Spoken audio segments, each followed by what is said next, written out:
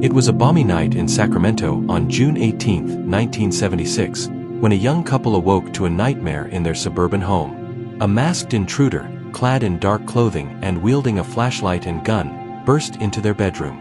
He bound the woman's hands with shoelaces, blindfolded her, and raped her repeatedly while her boyfriend lay tied and helpless in the living room, dishes stacked on his back as a crude alarm. "If I hear those fall, I'll kill her," the assailant whispered. This was the first documented attack by the man who would become known as the Golden State Killer, a shadowy figure who terrorized California for over a decade, committing at least 13 murders, 50 rapes, and over 120 burglaries. It wasn't until 2018 that Joseph James DeAngelo, a former police officer living quietly in Citrus Heights, was unmasked through groundbreaking DNA genealogy, ending one of the longest cold cases in American history. Joseph James DeAngelo Jr., born November 8, 1945, in Bath, New York, grew up in a strict military family, his father a U.S. Air Force sergeant. DeAngelo served in the Navy during Vietnam from 1964 to 1967, earning a degree in police science afterward.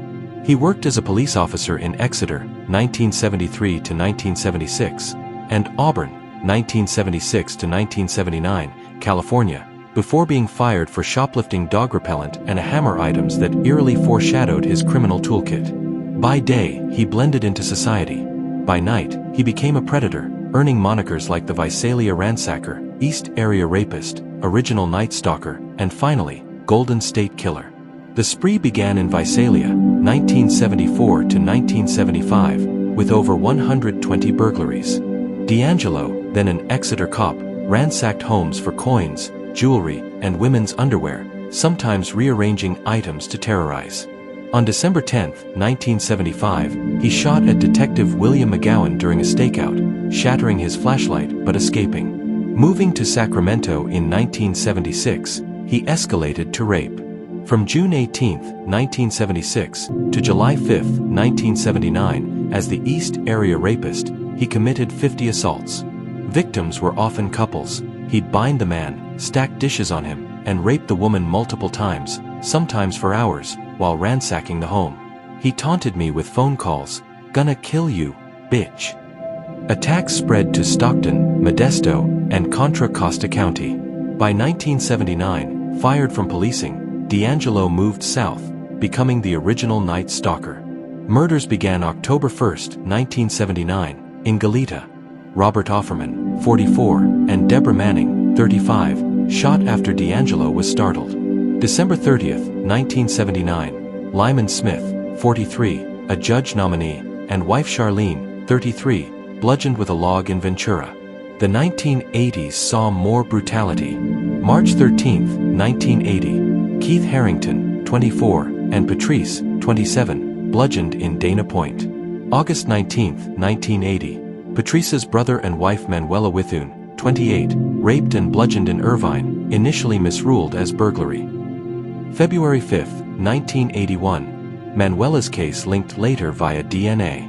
May 4, 1981, Sherry Domingo, 35, and Gregory Sanchez, 27, bludgeoned in Goleta. July 27, 1981, Manuela Withun case revisited. After a 5-year gap, the final murder. Janelle Cruz, 18, raped and bludgeoned in Irvine on May 4, 1986.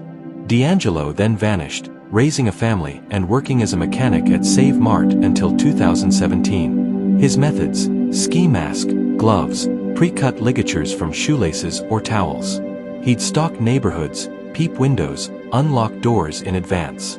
Attacks involved threats, rape, and murder via bludgeoning or shooting. He ate from victims' fridges, adding psychological terror.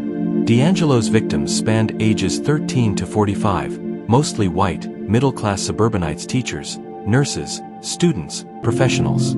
Their stories highlight the randomness of his evil. The first rape victim, a 23-year-old woman in Rancho Cordova, was a young mother. Her assault left lifelong PTSD. Many survivors, like Jane Carson Sandler, attacked 1976, became advocates, writing books like Frozen in Fear. Murder victims included Brian and Katie Majori, 20 and 21, shot February 2, 1978, while walking their dog in Sacramento. Early escalation from rape. Robert Offerman, a doctor, and Deborah Manning, a psychologist, were engaged. Their Goleta home symbolized success cut short. Lyman Smith was a prominent attorney on track for judgeship. Charlene, his wife, was a decorator.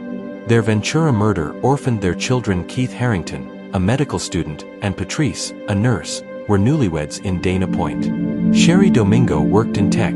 Gregory Sanchez was her friend visiting in Goleta. Janelle Cruz, the youngest murder victim, was a high school senior dreaming of travel. Her mother found her body. Survivors like Gay Hardwick, raped 1978, testified in 2020. I was brutally raped by a full-time police officer. Families endured decades of fear. DeAngelo's ex-fiancée Bonnie Caldwell revealed his abusive side, calling him Crazy Joe. Victims: diversity couples, singles, teens showed DeAngelo's opportunism, targeting vulnerability in safe suburbs. Early investigations were siloed. Visalia burglaries separate from Sacramento rapes, then Southern murders. In 1978, Sacramento formed a task force after the Majori killings. Composite sketches showed a white male, 25 to 35, athletic, but leads fizzled. DNA technology in the 1990s linked cases. 2001 confirmed East Area Rapist and original Night Stalker were one, dubbed Golden State Killer by author Michelle McNamara in 2013's Los Angeles Magazine article. Later her book I'll Be Gone in the Dark. The Turning Point. Investigative Genetic Genealogy. In 2017, Sacramento DA and Marie Schubert and the FBI used GEDmatch, a public DNA database. They uploaded crime scene DNA, finding distant relatives, and building a family tree of 1,000 people. Narrowed to DeAngelo via age, location, and police background. Surveillance confirmed. DNA from DeAngelo's discarded car door handle and trash matched scenes. Arrested April 24, 2018, at home. Search warrants yielded ligatures, trophies like rings engraved with victims' initials. Ethical debates arose. GEDmatch's privacy policy changed post-arrest, highlighting bioethics in forensic genealogy. DeAngelo's motive was sexual sadism and power. A non-secretor, no blood type in semen, he evaded early tests. Childhood trauma: witnessing his sister's rape, father's abuse may have fueled rage, but he targeted couples to dominate men indirectly. Bonnie recalled him screaming, "I hate you," during sex, possibly at his mother. As a cop, he abused authority. Post-firing, murders intensified. No remorse in confessions, he blamed victims. Psychologists diagnose antisocial personalities with sadistic traits. DeAngelo's 2020 trial in Sacramento was pandemic delayed. On June 29, 2020, he pleaded guilty to 13 murders and 13 rape-related charges, plus admitted 62 uncharged crimes, avoiding death penalty for 11 consecutive life sentences without parole. At August 21, 2020, sentencing, survivors confronted him. "May he rot," one said. Judge Michael Bowman called him the poster child for evil.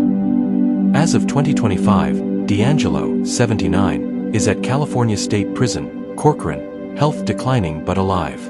His case inspired HBO's I'll Be Gone in the Dark docuseries and reforms in DNA privacy laws. On a sunny April day in 2025, survivor Jane Carson Sandler visited a Sacramento memorial park, laying flowers for the lost. "We survived the darkness," she said. "The Golden State Killer's shadow lingers, a reminder that monsters walk among us, but science and perseverance can drag them into the light."